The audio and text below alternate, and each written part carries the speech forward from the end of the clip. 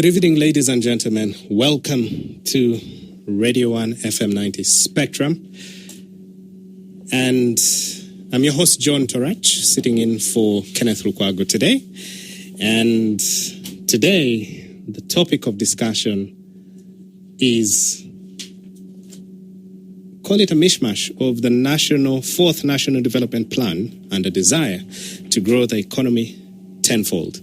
Now, you can be a part of Spectrum through various platforms. You can listen in off DSTV, off the audio channel 897. You can also tune in online through the TuneIn app, Afro Mobile, your TV channels, as well as Radio Garden. You can also listen in off our website live on Radio 1 FM 90. That's radio1fm90.com. Just click the listen live link and you should be good to go. If you do miss out on an edition of Radio 1 FM 90 Spectrum, you can also listen into a podcast recording of the show.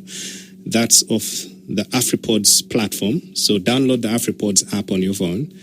Or you can go to the website, afripods.africa, and just search for Radio 1 FM 90. Among the podcasts, you'll see Spectrum. When you click on that, you'll see a list of the episodes, that are available for you to listen to. And you can listen away, so you don't ever have to miss out, regardless of the time zone you're in. You'll always keep abreast of what's happening within the country here. Now, the topic of discussion today has got two guests to break this down, but we've only got one in studio for now. The other one is held up, traffic, and that's probably going to feed into our discussion a little bit later on. But in studio with us this evening, we have got Mr. Moses Bekavier. I hope I got that intonation right. And he happens to be the Technical Advisor, Economic Affairs at the Ministry of Finance, Planning and Economic Development. And also, the other guest finally has made it here, Honorable Stephen Mukitale Birahwa, who happens to be the Executive Member of the National Planning Authority Board in charge of infrastructure and physical planning. And I'll give Mr. Birahwa a minute to catch his breath. or you're good to go. Nice being back at home. Oh, okay. Sometimes for it is me. Yes. I was becoming part of the staff. How much salary I was earning. Yes. And I told him, no, I'm just furniture. I don't earn anything. Nice being back at home. Yeah. At Radio 1. Great. People are mostly used for the Spectrum Extra. Yes. I'm happy to be here with my very good colleague, Mr. Moses Wakevi. We have done so many things. So you should be singing from the same hymn book today. When I was in Parliament, he was in finance, including at one time when our good director here was the Minister of Finance, Minister Maria Chwanika then, and other people. Yeah. Nice being here. Oh, great. Fantastic. Yes. Fantastic that you made it. To our parents, I'm a grandfather and an educationist. Oh. I always take it very important to thank the parents for the time they have been with our children. We only have 2.5 months in a year as parents. The other parenting is by schools. Thank you so much, our sweet teachers and schools. Receive our children. Parents, hope you've made work easy for teachers. We have the best. Okay. But of course, this is, again, a very sad week. Yes. We've lost one of the most noble, industrious Minister of State for Defense, former Minister of Youth Affairs, MP Kisoro. Twice, the daughter of a family friend, Philemon Mateke, of my father's generation. And again, a friend, the country mourns the lady. But we also, as believers, celebrate her life. Sarah Mateke, at only 50. I'm sure the biblical 75 plus another 15. The metropolitan universities and her other projects would be very far. As a country, we mourn her. As our mothers and our daughters and sisters, we shall miss her dearly. But emulate. When you emulate her example, you will pay tribute to her. Yeah. Well, may her soul rest in eternal peace. Mr. Moses Bekavie, the Technical Advisor, Economic Affairs at the Ministry of Finance, Planning and Economic Development. Welcome to Radio 1 Spectrum. Thank you very much, and good evening, listeners.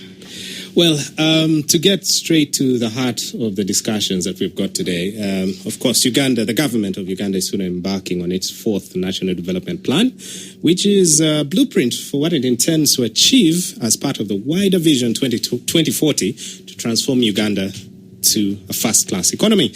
And the fourth National Development Plan has been designed reflecting on the gains, but also the challenges seen with the third National Development Plan.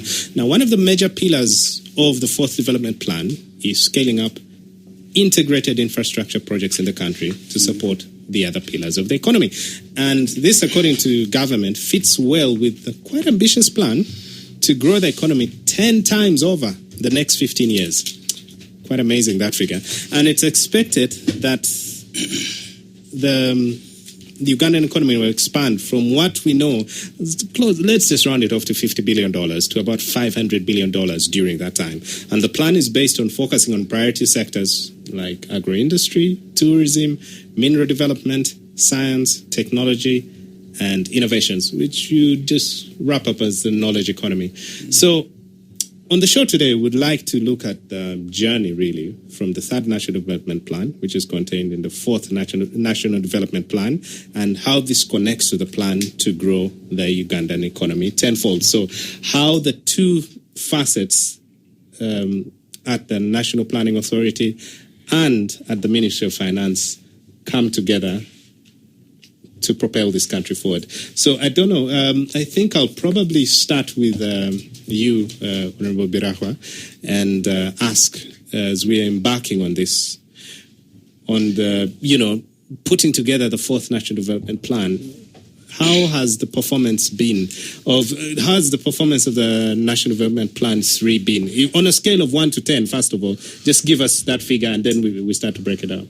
First of all, I want to congratulate Ugandans that 15 years ago we made a deliberate, intentional, conscious choice to graduate from the PIP, which was Program for Implementation and Action Plan. Basically, it was rehabilitation, stabilization. That was Uganda after having come from those challenges of war. So the National Planning Authority was given a responsibility, and the Ministry of Finance, to make sure that we state the planning framework of the National Development Plan to realize the Vision 2040. So the last 15 years, we've seen NDP 1 to NDP 3. NDP 3 is coming to an end by the end of this financial year, meaning June. Mm-hmm. But for us to start the budget, the next NDP 4, which starts in effect July next year, we have to have it by the end of this month. And the cabinet already approved the strategic direction. What you've been actually giving listeners, and thanks for doing that good information, Radio 1, is the strategic direction is one which is now our dream is our economy should grow tenfold. That we should have a double digit in this NDP. The tenfold, very ambitious. Very yes, ambitious. The tenfold is in the is including NDP 5, up to 2040. Then in this NDP 4, we should at least have the double digit. Of course, remember, this is against the challenges we have. Uganda is trying its best to enter we are now being rated the lower middle income. But remember, we have challenges. As you rightly asked, we have done some good work in NDP 3, but we would even have done better if it wasn't for the global turbulence, if it was for the COVID-19, if it wasn't for some of these challenges we had at implementation stage, because we lost 2 years. And that's not a mean challenge. So because of that, we already had a midterm review which looked at these challenges. And it's against those midterm reviews that we are saying now. Now that we are going to the next one, what do we do? I just forgot to say one thing that, again, the planning framework we went into and the Public Finance Management Act also, we can only do a budget in line with NDP National Development Plan. So budgets are now aligned. I find myself in a very interesting situation. I was the one asking the hard questions to finance and National Planning Authority for defending national plan, but also asking hard questions.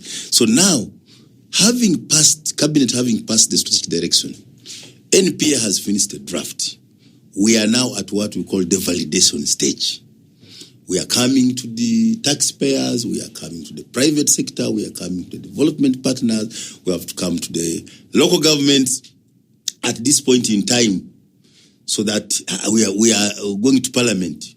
We have already written to Parliament. We are expecting Honourable Minister Amos Lugolobi to get order paper so that we go through the validation process. Okay. Then it will finally be approved. That's what you call. So it's a process. But it is important for the budget conference, which is starting, they have to make reference to the new National Development Plan 4. Yes. So that I wanted to show the nexus between the three and for the challenges where they are. We have picked them. Yes. We are aware that we have challenges of employment, of jobs. We want growth.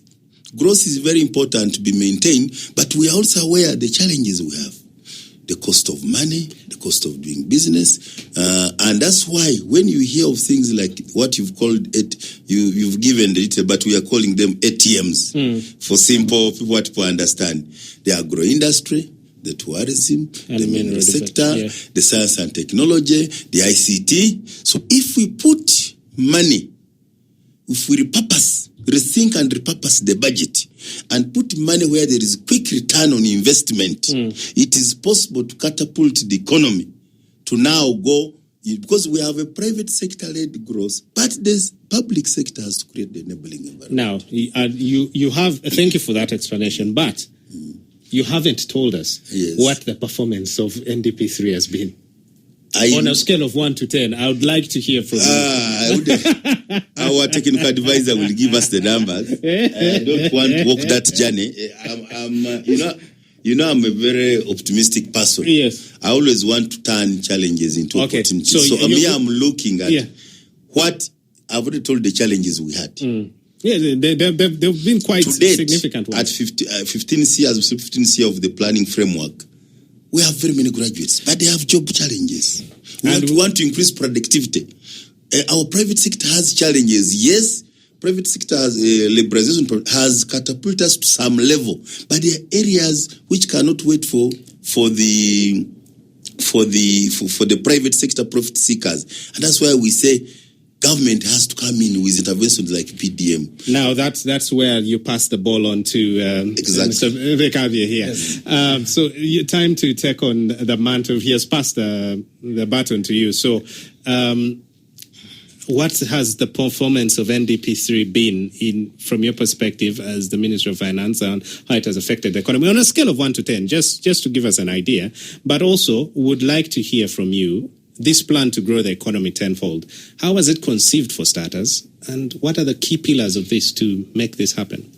I think instead of giving you the value on the scale of 1 to 10, I would want to say that the NDP3 implementation was affected by COVID-19, as you know, which devastated every part of the economy and socio-economic welfare of the population. So on that scale, given that those shocks, we had shocks related to floods, we had shocks related to droughts, we had shocks related to a very high cost of financing. Global interest rates went up, so mobilizing resources also became very difficult. So on that basis, I would personally, without really without going scientific, to say that probably on a scale of 1 to 10, probably 7. Oh, that's 7 is pretty impressive. If the goal was 10, 7 is pretty impressive. But yes, and unfortunately, I would have to say maybe to get down to the nitty-gritty of it would require another show to break down the different sectors and how we scored in each. But this plan now to grow the economy tenfold, maybe you could just get on that and tell us how it was conceived for starters, because goodness me, tenfold is quite ambitious. And what are the key pillars to drive this ambition to fruition? Yes, indeed it is ambitious but achievable. The reason why it is achievable is when you look at this country, it is full of resources, natural resources. You have agricultural natural resources. You have the mineral reserves everywhere, scattered across the country. You have oil and gas, whose production is about to start in the next 1 or 2 years going forward. And then you have huge untapped tourism potential. So if you harness those potentials, you leverage those potentials, it is possible that you can actually achieve this. So the reason why His Excellency, in his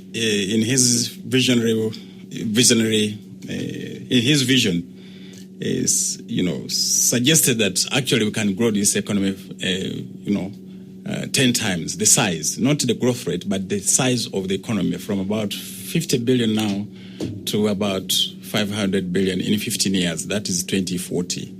He looked at all these resources that we have. He looks at the infrastructure that has been put in place over the last 20, 30 years, which has built a firm foundation for accelerated economic growth and transformation. Then he looks at the export potential that there is, in the region, in the Middle East, beyond the Middle East, and all those kind of things. And he determined, and we agree with that at a technical level, that actually this economy can grow 10 times, can grow 10 times from about 50 billion, as I mentioned, to 500 billion. What we need is not business as usual. There are a number of things that we need to do, and we need to do them differently. For instance, we need to deploy our best resources, for instance, human resources, to be employed in those positions where they can perform best. To give out the outputs and the outcomes that are desired. All right? Mm-hmm. We need to do different things in terms of the way we handle public resources, the issue of corruption, the issue of transparency and accountability. All those things are important, but most critically is to ensure that we improve productivity across the board, both in the private sector and also in the public sector. In the agriculture sector, in the mineral sector, and all these anchor sectors, we need to grow productivity. NDP4. What are the lessons we are looking at that we learned from NDP3 that we are plugging into the process as we embark on NDP4, into the planning process? Because it is a problem that keeps popping up, and in discussions you always hear this, that we are dropping the ball when it comes to planning. Because, you look at, for example, the case of interns, the medical interns. The number of people getting into the field of medicine was known. It was known when they would graduate, but for some reason, now that they have graduated and it's time for internship, there's no money. So who failed to plan for that? You see what I'm saying? It seems a systemic problem. So as we're talking about planning, what are the lessons you've picked up from NDP3 going to NDP4? Now, planning, every plan must have there's an implementation of a plan. It's different from making a plan. Because in a plan, like what informs us to think that we can deliver tenfold, that you have a goal, you have a strategic objective, you have you have kind of prioritized your logic. So you know the key development results. Now, you have to apply development strategies which will make sure that this development program, is delivered. So what delivery approaches do you have? Key reforms. What lessons have you learned that in NDP3 didn't work? You can make reforms here. Then the areas we are talking of ATMs, those are the low-hanging fruits, the cash cows, which are these areas of high return on investment. Because we've done 15 years, 20 years of roads, thanks to UNRWA. We've done good, put money in power. But we'd want the cost of power to go down. We'd want these roads now to give us mass transport. The president now talking of mass line. Don't forget Muntua Wansi. We are talking of PDM. To look for those who are forgotten. We also have international protocols and obligation to do the SDGs. Don't leave anybody behind. Now, in doing that, the implementation of the plan, you have also to look at, you cost the plan, you have to finance it after costing it. You look at the risk management, the COVID we are talking about, the corruption, the leakages. So you discount using so then you do monitoring and evaluation. And this is across the board. Yes, NPA is one of the leading before we had in finance, but also Prime Minister's officers. You had the Prime Minister saying this is the chief whip for all these programs. So it's at this point now you start seeing what went wrong in the last plan, that this time around we fix it. So that's what basically we are trying to do. The other thing also was NDP 1 and 2 were using what we call the sector-wide approach. So in the middle of NDP 3, we introduced the program approach.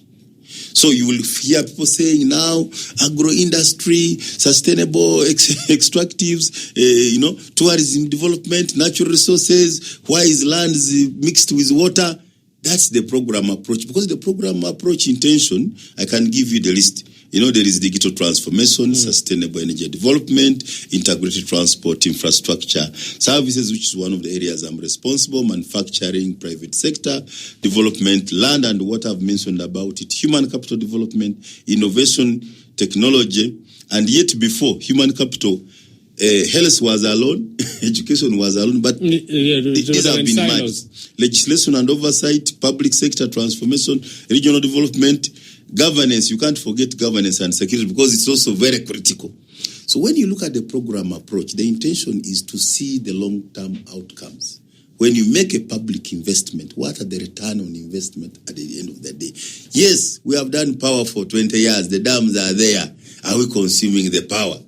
Can it be affordable? What is that making it expensive? Yes, we have had UPE for 25 years plus. We have done USE. What is the problem? How can we have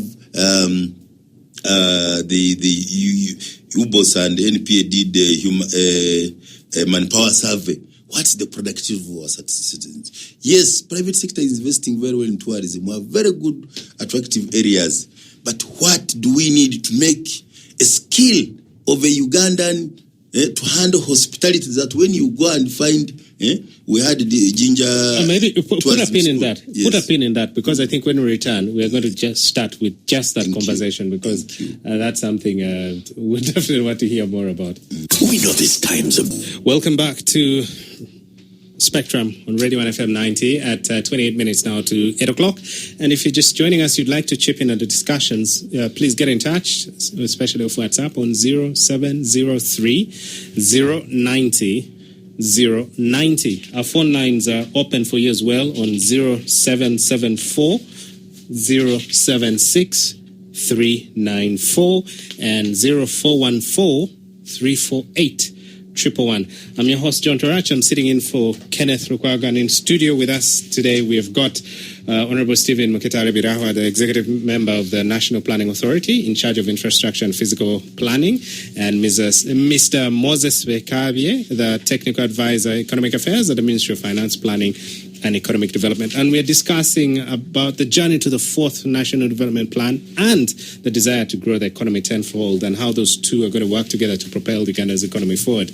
And, we've got some questions already coming through, but you were wrapping up on that. I was wrapping up saying that all these programs, for example, including innovation, technology development and technology transfer, digital transformation, including one which is even under sustainable urbanization. As you asked, you look at the NDP3 and say, what were the findings? You do what we call a situation analysis. After doing a situation analysis, then you say, yes, what was the program objective? Then you look at the results. Then you do it. So by the time you do, after the situation analysis, you do the program objective, you do the program results, you do the interventions, and then the program reforms. It will lead you to program results. Now, this is where I would like to call upon all ministries, departments, and agencies. I left Parliament when there was a resistance to shift, to transit from the sector-wide approach to a program approach. So it's our responsibility to continue sensitizing. But the more the ministries, departments, and agencies participate in what we have just been doing, the PIAPs, the project implementation action, it becomes very easy. You will find that it is important. You can't do things alone. You are related. So if you have a program which brings together, for example, sustainable urbanization and housing, which has some land management issues, because some of the problems you are seeing like Lubiji are because we had initially, everybody was not doing what they call budget maximization. Because this is a time for frugality. We can't do business as usual. We have to use the discretionary resources very carefully, because we are also aware the other challenge of NDP3 the closing balance, is that we had a debt pressure.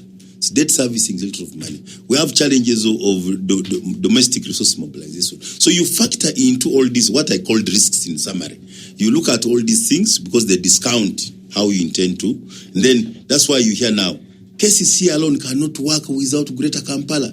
So NPA, in the wisdom of government, is now subsuming. For example, so I want to bring the issue of rationalization. It's also one of the reforms that possibly the agencies are too many. There is duplication. There is parallel institutions that we could do more interagency coordination. We should do, because the work of NPA also is due to integrated, multi-sectoral, interministerial approach of looking at things, both short-term, medium-term, and long-term. And that's why you will understand that Kampala will do better as a conurbation metropolitan with Mukono, with Jinja, so that whatever programs you want to do, you don't just sing Kampala, leave Mpigi alone. Because they're all interconnected. The people who work in Kampala during the day to cause the jam are sleeping in those areas. Yes, that's so true. It's simple. But we don't only focus on Kampala and forget the other cities. Because we are going to become 15 cities soon. We have about 10 already functional. They're Gulus. So we want them to be organized. So that's why it's important that we seriously take the issue of the National Fiscal Development Plan and integrate it. You align it. So the budget is aligned to the NDP, but also as we take on the National Fiscal Development Plan, it's good. I want to thank the government and the Minister of Lands Cabinet for final approving 2 years ago the National Fiscal Development Plan, but also those who are in charge of the National Fiscal Development Plan for the last 3 years, which we are now going to take over in National Planning Authority, and we really understand.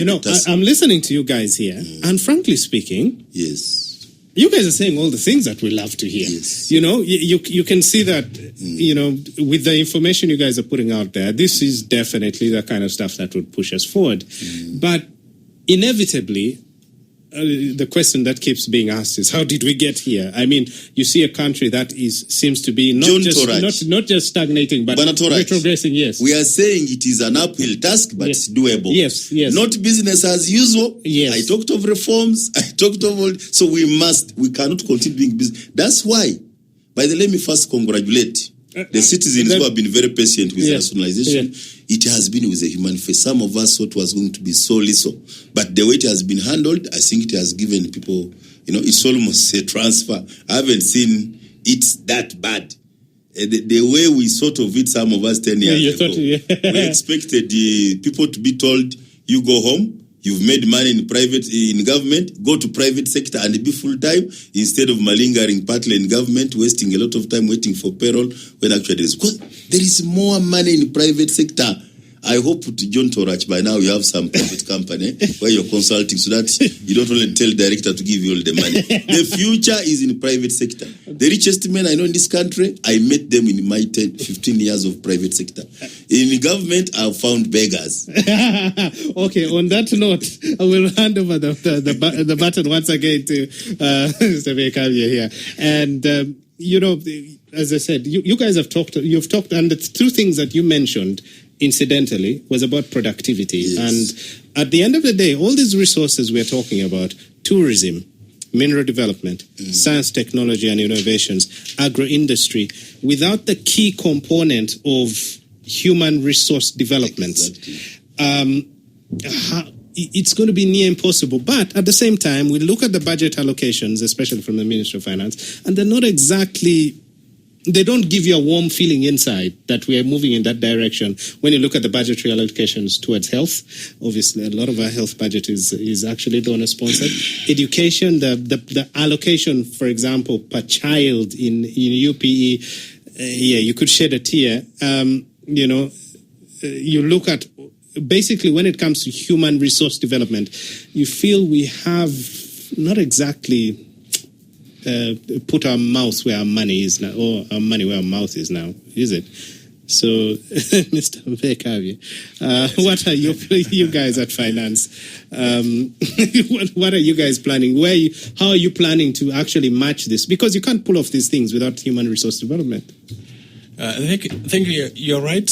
And as I mentioned, one of the key ingredients into this program that we are pursuing is really enhancing the skills. And if you are talking about the knowledge economy, research and development, all that requires high specialization. Of course, initially, in the beginning of 2008, the main focus was mainly on infrastructure development. But over the last 3-4 years, we've been balancing infrastructure with the social capital, human capital development. That is investment in education, investment in health, investment in other welfare functions such as pension and all those kind of things. But when you talk about money, the reason why some of these sectors are lagging behind is because they have been affected by governance issues. So it's not mainly money that is required, but issues of efficiency, the way that little money you're talking about, if it's deployed correctly, it can actually lead to better results. So those are some of the things we are talking about, and we are talking about improving institutional efficiency of the public sector. That means that whatever little money you have, because money will always be not adequate, not enough, even at family level, you can't have all the money that you really want.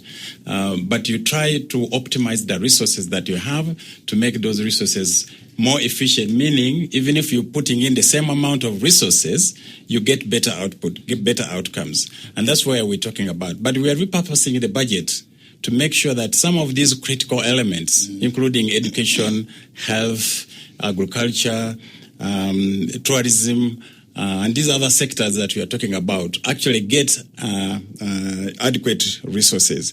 The reason why... Allocative efficiency. So one of the key decisions that has been made, because the previous NDP 1 to NDP 4, we tried to put everything almost under the sun in the plan. Now we are saying, let's focus on a few, do them well, complete them, and then move on to other sets of priorities. And that's why we're moving. By doing that, the funds will not be spread sparsely, thinly. They'll be effective, and the outcomes will be visible. And that's how we are proceeding. So we are repurposing the budget for that objective. All right. And now I'm going to get back to that comment when I have a particular question. I've been keeping this question for the last 6 years, and I have just the right people in studio to answer it today.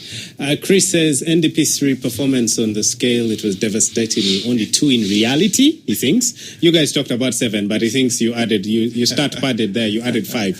He says, why more Ugandans slid below the poverty line and delivery of social services by government Ugandans also went below as compared to NDP2.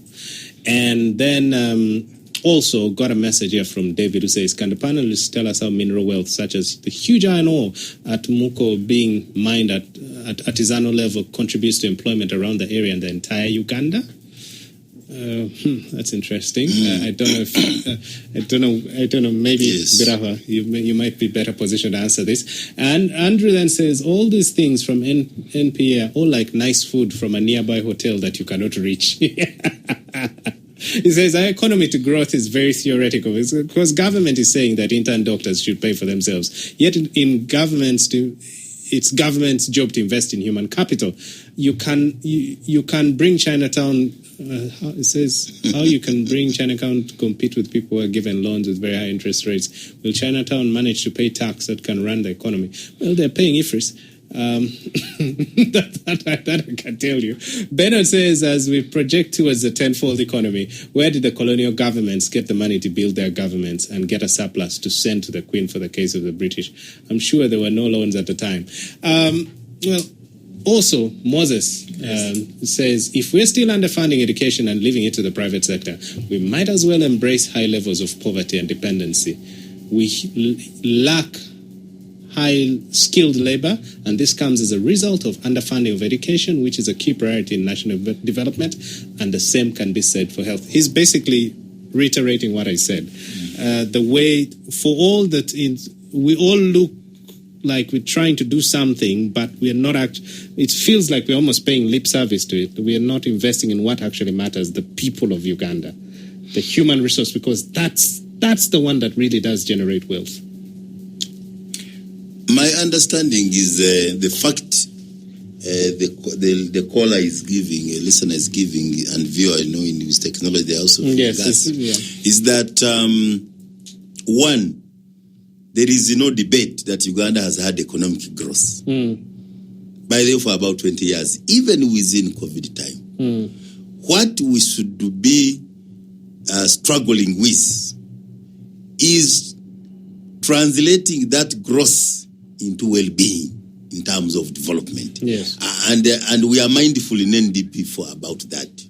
How do we, and that's why you hear programs like PDM, how do we reach out? The president is now talking, he's using the word mass line more and more. Every time I listen to his speeches, mass line is coming. Don't forget the other. That's why we are looking for the other poor.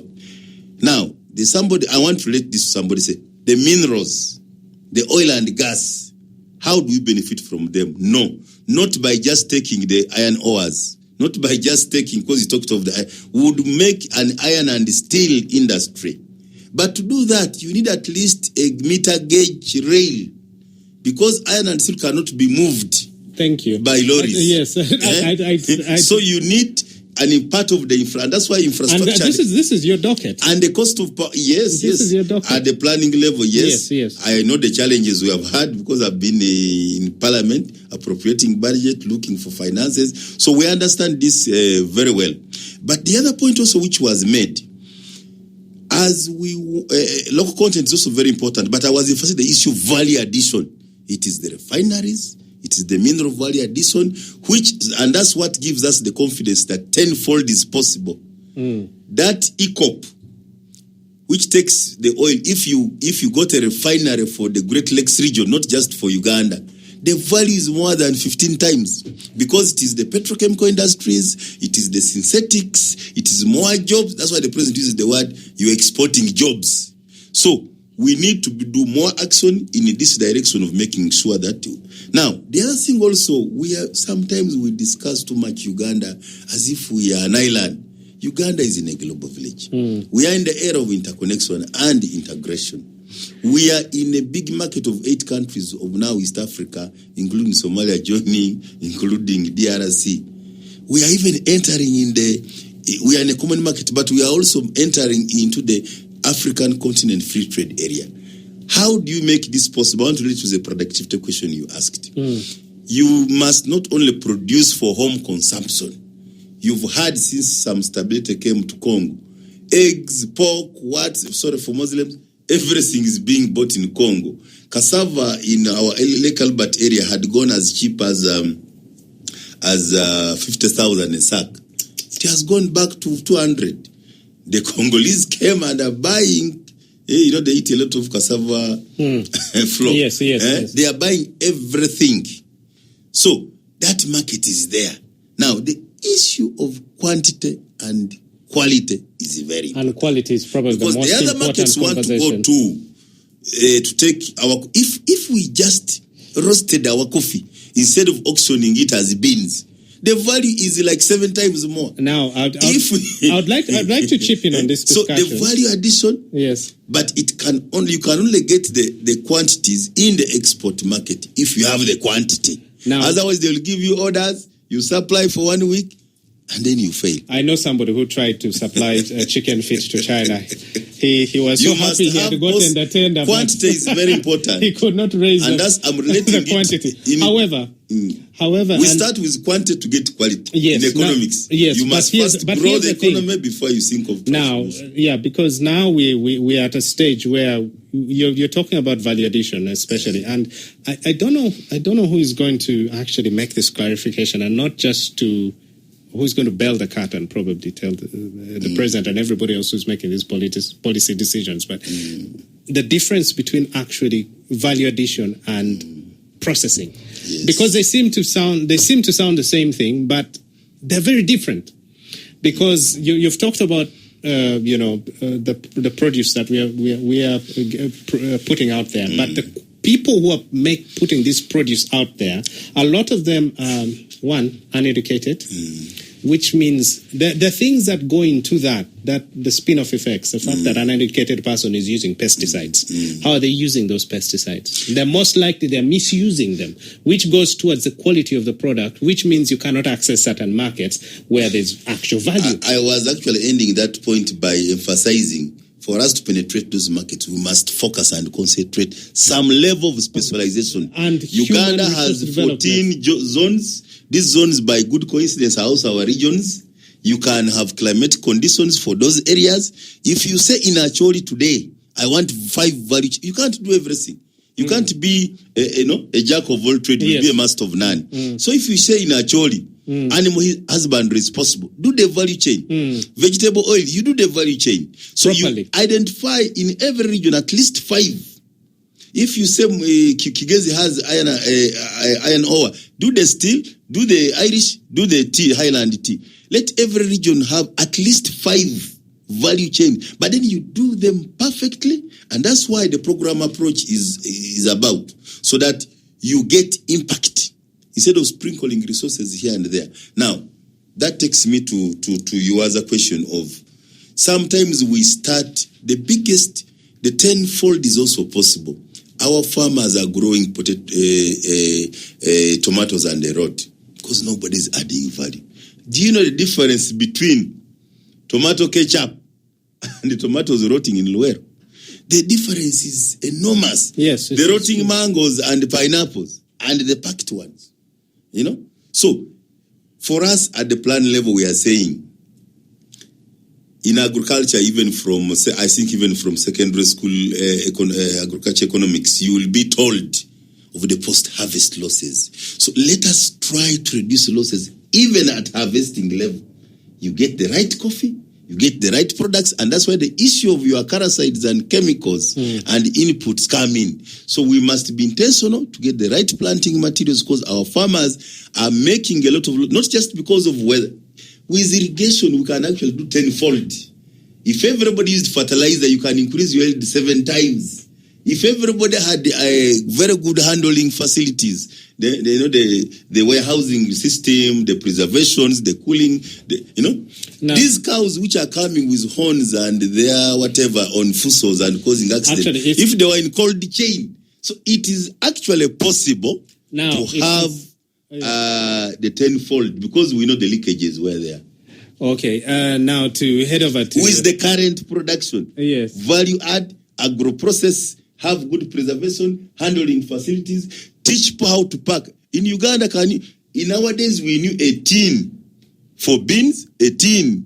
But today you don't have a tin. Another one has a katasa, another one has a cup. So all those things are very important. Those standards, packaging issues, the industry of packaging is very important, because if you're going to go to some market, forget about our sisters who are still fragile, Sudan and DRC. Tomorrow you want to go to markets which are organized. The Arab world is organized. So to go there, you must have the right quantity, the right quality, but good packaging, which is presentable. The Baganda have a saying, in Sivambi, so it's important. What does that mean? Translate that's indigenous knowledge. Yeah. Poor packaging. Yes. Actually, yes, you lose a lot of money, and that I have to say is a big problem, especially in the agro industry, even in tourism. So some things are not even money. Yeah, just some discipline, indigenous knowledge. Thank you. You're right. You're right. And this is a conversation we'll probably have after the show, because we're running out of time. But Mr. Vyakavya, just to maybe give an idea. People are saying here that NPA is just a talk shop, yeah? You guys are going to throw around figures to make us think you're doing something serious, but our top economist is supposed to be running that place without political interference from plot number one, and as it says, as long as we have political appointees running that place, we're stuck here. But before we get to that, I'm going to point, and this is a question I said I'd been keeping for the last 6 years. It's something that I saw, it's a comment that I saw, and it was made by the outgoing NPA chairman at the time in 2018, Kisamba Mugerwa. And he left actually, if I remember, August 18th, 2018. And one of the statements he made, and this stayed with me till today, and I see everything through that lens, unfortunately. He says, Uganda's budget is based on IMF's PSI instead of the National Development Plan. Whenever these people, the Ministry of Education, of Finance, Planning and Economic Development, are preparing the budget, they fly to Washington, and they don't take me. Not because I don't fly, they don't want me there, lest I spoil their strategy. So is this the reason why there has always been a disconnect between what the NPA is saying and what we actually see in the budget? Because the budget, yes, one day you see a figure, tomorrow it might be another figure in the budget, and we have seen this happening. Mobile tax, if you remember, mobile money tax. So these kind of things, are our strings actually being pulled from Washington? And that's why we have never harmonized our position. Let's be frank about this. No, I don't think that's correct, because both the Bretton Woods institutions, both the IMF and the World Bank, they support governments across the globe. But they support those governments within their priorities, within the national priorities. So they do not set priorities for governments. What they do is to help, for instance, in the case of the World Bank, to mobilize their resources, kind of like cheap resources that you cannot mobilize you as Uganda, as a developing country, to finance these programs. The IMF, on the other hand, much of its work is actually to ensure that there is fiscal sustainability, the policies and financial policies and economic policies that we're implementing are actually sustainable over the longer term. And they also work within your own programs. They help us actually, in the case of the IMF, kind of like control to warn, to give warning that probably you are overbusting, your boundaries and so on and so forth, which is a good thing. Because they are like independent advisors, and they come and say, well, if you do this, this is what is going to happen. And they're always right, and we have a discussion. It's always a discussion. And some of these programs that we have, actually, we sit together. Some of them actually support reforms in the various areas, critical areas of the economy. We discuss and agree. So they are not the ones who actually dictate what. But I'll put the reason why that point was even buttressed is the president recently about 2 years ago, or maybe less than a year ago, I do remember the president being on record as saying, you know what, the problem is these guys always finance the things that we don't want, the consumptive stuff. That's what they're going to give you money for. But when you actually want to do something, that's when you don't get the money. I'm just paraphrasing. I just want to come back to that. I don't want to comment on what His Excellency the President says. Yeah. But what I want to put on record is that, for instance, when you look at the road infrastructure, you look at health, you look at education, you look at agriculture, you look at all the spectrum of these sectors. And you see how those sectors are financed. So of course, of our domestic revenue mobilization, finance is part of that, but they also do a significant portion of the financing of these sectors. So it's not actually, but I don't want to contradict. I only wanted to say that the IMF and World Bank, yes, its foundation may have interest to protect the multinationals in the markets globally, but the National Planning Authority is no longer the one which started many years ago. National Planning Authority, with the introduction of the National Development Plan, we have moved milestones. Even the earlier accusations of resistance from finance, we have a PSS who is very understanding. He understands the role of NPA. We have a senior minister, Matia Kasaja, and the whole team. Government itself now wants the relevance. By the time we left Parliament, in the Public Finance Management Act, you cannot pass a budget without aligning it to the NDP. Oh, okay. So we have put in those, the projects now have to be approved by NPA. You can see we are now taking on bigger mandates of a National Fiscal Development Plan, so that we integrate the fiscal planning with the development planning. And also the issue of the population. The demographic that we have been talking about is also now under NPA. So I think NPA will now be believed, it will be in charge of the future of Uganda and not the World Bank. Oh, okay. All right. Thank you. Sorry, we have run out of time, Mr. Birawa. Well, I'll probably have you again in studio because, as I can see, this conversation needs more than one show. Honorable Stephen Mukitale Birawa here, the executive member of the National Planning Authority in charge of infrastructure and physical planning, and Mr. Moses Fekavie, the technical advisor, economic affairs at the Ministry of Finance, Planning and Economic Development. Thank you very much for listening into Radio 1 Spectrum and being a part of the show. I've been your host, John Torach. Coming up next is BB Jr. with the Soul Train and the news bulletin at 8 o'clock. Thank you.